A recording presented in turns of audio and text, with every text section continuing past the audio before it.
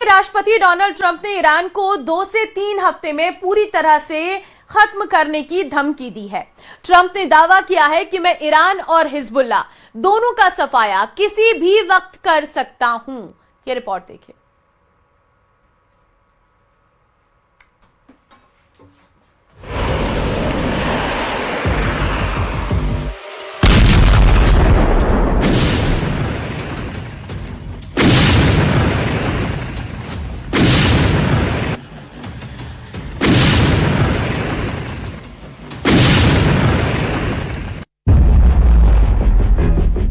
America के साथ साथ अरब युद्ध, कुवैत से बहरीन तक ईरानी हमले।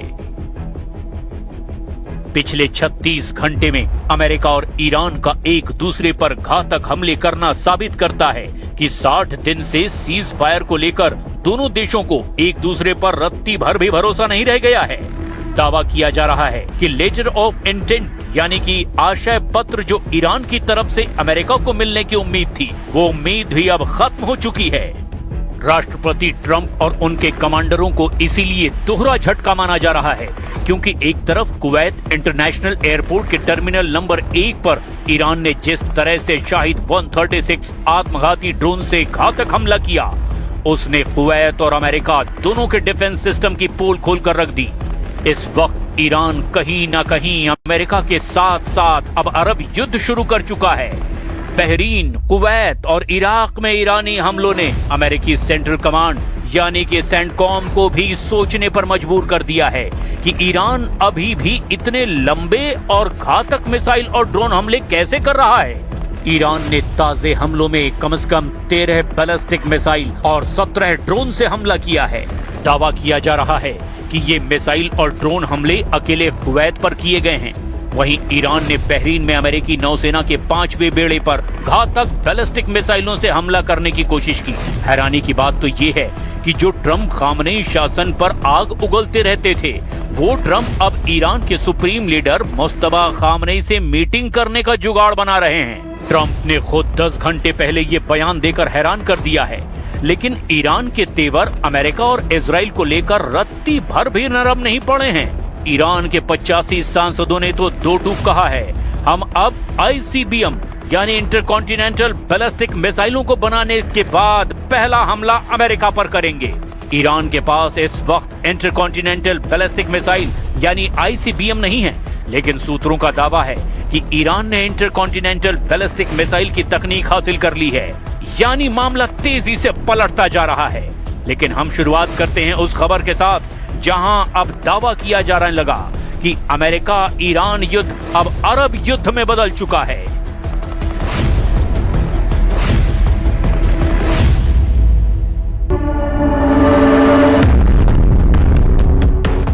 ईरान का अरब युद्ध, डबल मोर्चे पर घिरा अमेरिका।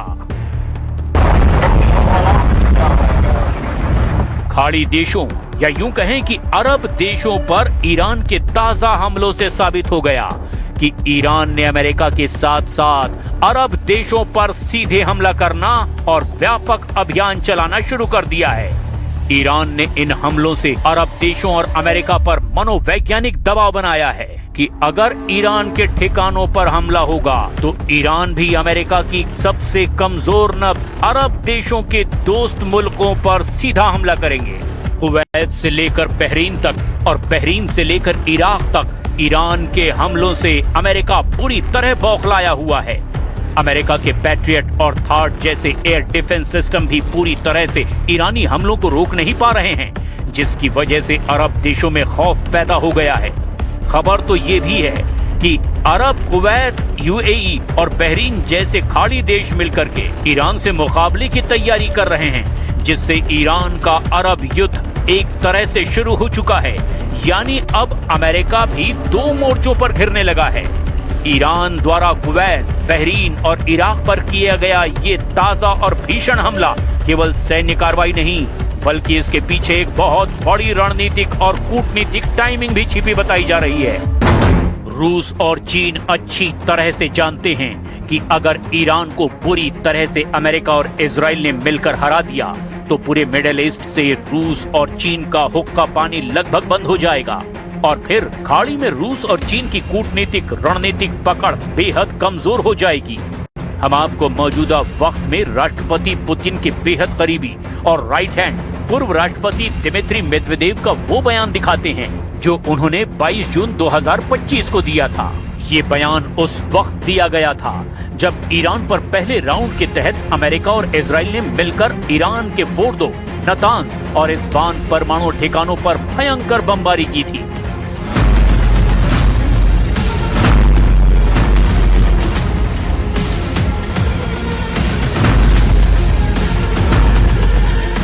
कई देश ईरान को सीधे अपने परमाणु वॉरहेड देने के लिए भी तैयारी में हैं। दिमित्री मेदवेदेव इस बात पर भी जोर दे रहे हैं कि पश्चिमी देशों के हवाई हमलों से ईरान के परमाणु बुनियादी ढांचों को कोई बड़ा नुकसान नहीं हुआ है और ईरान का यूरेनियम संवर्धन का काम जारी रहेगा। रूस के पूर्व राष्ट्रपति और वर्तमान में रूसी राष्ट्रीय सुरक्षा परिषद के उपाध्यक्ष दिमित्री मेदवेदेव ने ये बयान 22 जून 2025 को दिया था, जिसे उन्होंने फरवरी 2026 में फिर दोहरा दिया था। मेदवेदेव का ये बयान उनके आधिकारिक टेलीग्राम चैनल और रूसी मीडिया के जरिए पूरी दुनिया के सामने आया था। मेदवेदेव का सबसे बड़ा इशारा पश्चिमी देशों, खास तौर पर अमेरिका, ब्रिटेन और फ्रांस की नीतियों के तरफ था। उनका तर्क था कि यदि पश्चिमी देश यूक्रेन को उन्नत हथियार और परमाणु तकनीक देने पर विचार कर सकते हैं, जैसा कि फरवरी 2026 में फ्रांस और ब्रिटेन को लेकर खबरें आई थी, तो फिर दुनिया की दूसरी महाशक्तियां भी अमेरिका के दुश्मनों जैसे कि ईरान को परमाणु हथियारों से लैस करने के लिए स्वतंत्र है। ईरान की इस तैयारी और तेवर को देखकर साफ लगता है कि ईरान किसी भी कीमत पर ना तो अमेरिका के सामने झुकेगा और ना ही हथियार डालेगा। कुद्स फोर्स चीफ इस्माइल कानी ने इजराइल को लेबनान में दहलाने की धमकी दी है। कमांडर कानी ने ऐलान किया है कि उनके लड़ाके लेबनान में दाखिल इजराइल को बहुत जल्द मार भगाएंगे।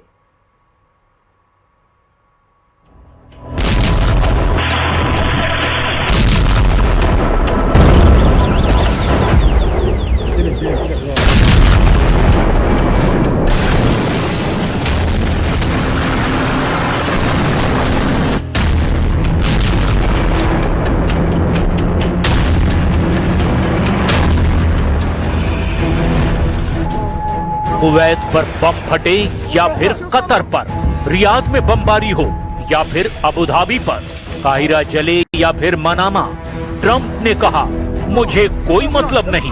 सुपर पावर ने ईरान से पीछा छुड़ाने के लिए दोस्ती दुश्मनी का फर्क ही भुला दिया है।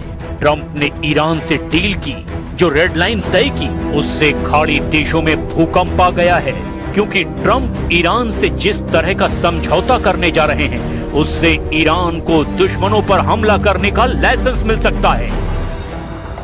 अमेरिकी अखबार वॉल स्ट्रीट जर्नल की रिपोर्ट बता रही है कि ट्रंप फिलहाल ईरान के खिलाफ फिर से बड़े स्तर का युद्ध शुरू नहीं करना चाहते। ट्रंप ने कहा कि जब तक ईरान के हमलों में किसी अमेरिकी सैनिक की मौत नहीं होती तब तक वो ईरान पर बड़ा हमला नहीं करेंगे। वॉल स्ट्रीट जर्नल की रिपोर्ट के मुताबिक ट्रंप ने खाड़ी देशों को ईरान के छोटे मोटे हमलों को कुछ समय तक सहने के लिए तैयार रहने को कहा है। मतलब ये कि दुबई दहलती है तो ट्रंप को कोई फर्क नहीं पड़ने वाला। शारजाह में ड्रोन धमाके ट्रंप के लिए बेमानी हैं। उन्हें अब सिर्फ ईरान से एटमी डील चाहिए। लेकिन ट्रंप को अगर ईरान ने इजराइल की तरह डील ट्रैप में फंसा लिया तो क्या होगा? जैसे इजराइल समझौता करने के बाद भी बारूद बरसाना बंद नहीं कर रहा, तो फिर क्या होगा? नए समझौते का हाल जो हुआ है वही देख लीजिए। ट्रंप ने ये समझौता व्हाइट हाउस में कराया है, लेकिन इजराइल लेबनान में घुसकर मारता चला जा रहा है। जब व्हाइट हाउस में लेबनान इजराइल के समझौते का ऐलान हो रहा था, तब बेरूत की तरफ इजरायली ड्रोन का तूफान बढ़ता जा रहा था। उधर समझौता हुआ, इधर ड्रोन फटने लगे। बेरूत की चौहद्दी में भी कई बम फटे। बेरूत के दक्षिणी हिस्से में एक गाड़ी बम धमाके में धुआं धुआं हो गई।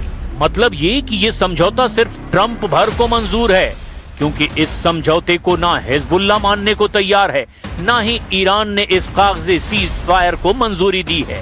हालांकि ट्रंप गदगद हैं। उन्होंने कहा कि नेतन्याहू पर उनकी डांट फटकार का जादू चल गया। इजराइल ने समझौता कर लिया, मगर जमीनी हकीकत लेबनान में हो रहे धमाके बयां कर रहे हैं। लितानी से टायर तक जलती धरती बता रही है, ये लड़ाई ट्रंप के रोके नहीं रुकने वाली है।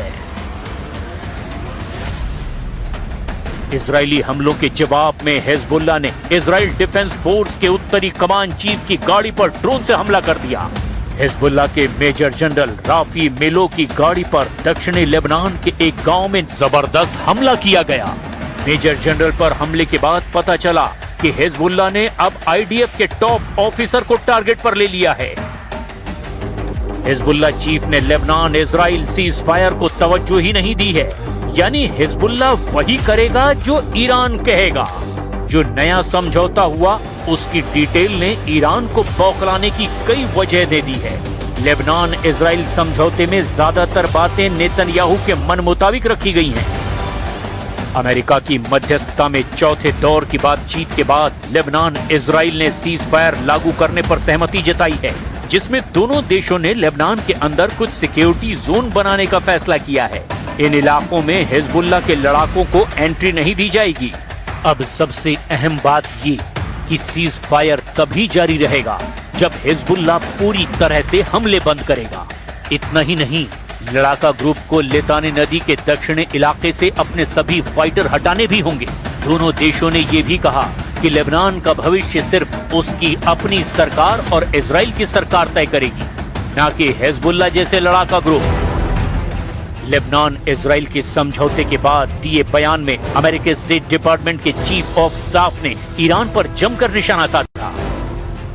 All parties condemn Iran's attack on countries in the region and ongoing activities that undermine stability throughout the Middle East, whether through the support of proxies and all other acts of aggression. Iran पर America में हुई बयानबाजी से Tehran के तेवर तीखे हो गए हैं।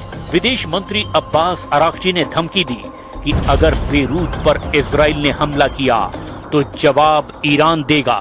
लेबनान के अल मायादीन टीवी से बातचीत करते हुए अराक्ची ने बताया कि इजराइल के बेरूत पर हमला करने की धमकी के बाद ईरान ने पलटवार का फैसला किया है। अराक्ची ने दावा किया कि IRGC अलर्ट पर है। जैसे ही अमेरिकी हमलों का मुंहतोड़ जवाब दिया गया, वैसे ही अब इजराइल को दहलाया जाएगा। पूर्व सुप्रीम लीडर अली खामनेई के अंतिम संस्कार के कार्यक्रम में अमेरिका इजराइल को धमकी दी गई है। दुश्मन खबीस हाल के दर मसाफ با فرزندان دلاور شما در نیروهای مسلح دچار شکست شده و به خصوص به خاطر مواجهه با ضربه قاطع ट्रंप और नेतन्याहू की कोशिश लेबनान को हिजबुल्लाह और ईरान से अलग थलग करने की है। अचानक इजराइल के सामने 4 बड़े फ्रंट एक्टिव हो गए हैं। पहला फ्रंट गाजा, जहां 100% कब्जा नेतन्याहू का अटल इरादा है। दूसरा फ्रंट यमन, जहां से लगातार इजराइल पर बैलिस्टिक मिसाइल फायर की जा रही है। तीसरा फ्रंट ईरान की लीडरशिप ने साफ कर दिया है कि युद्ध विराम का अब कोई मतलब नहीं रहा। इजराइल से तनाव बहुत ज्यादा बढ़ चुका है। और चौथा फ्रंट है लेबनान, जहां इजराइल चाहता है कि हिजबुल्लाह हथियार डाल दे, लेकिन हिजबुल्लाह का इरादा युद्ध का है। वो जानता है कि दक्षिण लेबनान में इजराइल का ग्राउंड ऑपरेशन फेल साबित हुआ और हिजबुल्लाह ने लेबनान की सरकार को अल्टीमेटम जारी कर दिया है। अखरिजु अल-अदू मिन अर्दिना व अवक़िफु अल-उद्वान व अफ़रिजु अन अल-असरा वब्दअु अल-इअमार, हाज़िही ख़रीततु अत-तरीक़, थुम्मा बअद ज़ालिक तआलौ इला अल-इस्तिरैतिजिय्या अद-दिफ़ाइय्या। नेतन्याहू के सामने हिजबुल्लाह और हमास को खत्म करने वाला चैलेंज अब भी खत्म नहीं हुआ है। गाजा में हमास को लेकर अपने युद्ध को नेतन्याहू उस अंजाम तक पहुंचाना चाहते हैं जहां इस संगठन का एक एक लड़ाका खत्म कर दिया जाए। लेकिन टैंक ऑपरेशन के साथ साथ हजारों टनों की बमबारी के बावजूद नेतन्याहू इसमें कामयाब नहीं हुए हैं। हमास की लीडरशिप भले ही खत्म हो चुकी है, लेकिन वो 700 दिन से ज्यादा वक्त के इस युद्ध में हमास का पूरी तरह नाश नहीं कर पाए। ऐसे में लेबनान से आ रही जूनियर नसरल्लाह की वार्निंग के बाद नेतन्याहू के सामने नया फ्रंट फिर से खुल चुका है। इसे ही इजराइल के सामने 4 बड़े फ्रंट वाला युद्ध कहा जा रहा है। इसमें गाजा फ्रंट भी है, ईरान का फ्रंट भी है, लेबनान में हिजबुल्लाह से नए युद्ध का खतरा भी है और यमन के साथ लॉन्ग रेंज वाली लड़ाई भी बड़ी चुनौती बनकर उभर रही है। गाजा पर 100% कब्जा नेतन्याहू के लिए बड़ा ख्वाब है, लेकिन ईरान की लीडरशिप की तरफ से आ रहा चैलेंज भी नेतन्याहू को जून के जंग की याद दिला देता है। अब सवाल ये है, क्या नेतन्याहू एक साथ इतने फ्रंट को मैनेज कर सकते हैं? इन सब में यमन और लेबनान का मोर्चा इजराइल के लिए सबसे मुश्किल साबित हो सकता है।